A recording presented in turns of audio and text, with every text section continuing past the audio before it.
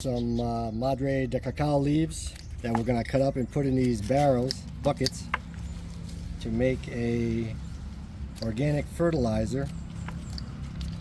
It's kind of like a compost tea to some extent. What happens, we put all the leaves in and I'm going to add other ingredients than what I've often seen on other people, the way they're doing it, just because I think it's going to help out. So for instance, we'll have madre de cacao leaves. These are rich in nitrogen, as a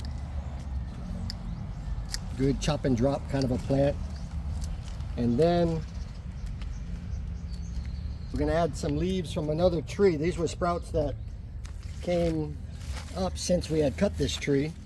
But you can use basically any and all weeds that you find around the garden. It doesn't have to be specific plants. So once we put water on this, and I'll show you the other ingredients, it'll start to ferment just based on the bacteria that are in the air on the plants, and that becomes a solution of basically decomposed plant material. So it's sort of like compost tea, except that this one didn't start out as compost, it's starting out as fresh leaves, and purportedly full of nutrients that once you take some of the liquid, which can be taken as early as 3 days, and they say the longer you let it ferment, the stronger the nutrient content is. So I'll tell you what, we're going to finish cutting up all of these leaves, put them in here, and then we'll be back to show the rest of the ingredients.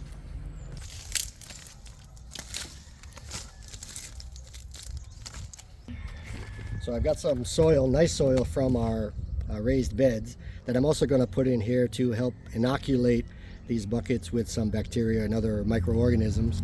So yeah, this is pretty nice soil. This is soil from our yard with some compost worm castings that we got from a sugar mill nearby. And then we even made some carbonized rice hull that's partly in here. So that's going to inoculate it, give it some nutrients for the microbes. And then we've got some molasses that we're just going to put a dollop in each one to give something more for the microorganisms to eat. It's readily available to them. So now we'll put water, fill the bucket up.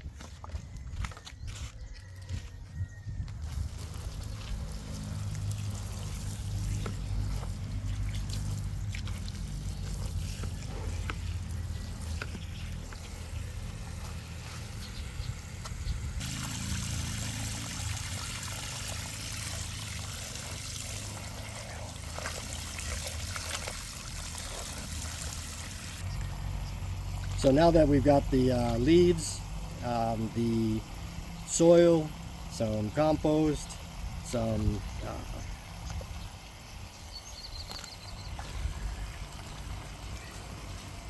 and we've also got molasses in here to help feed the microorganisms, so they'll do their job.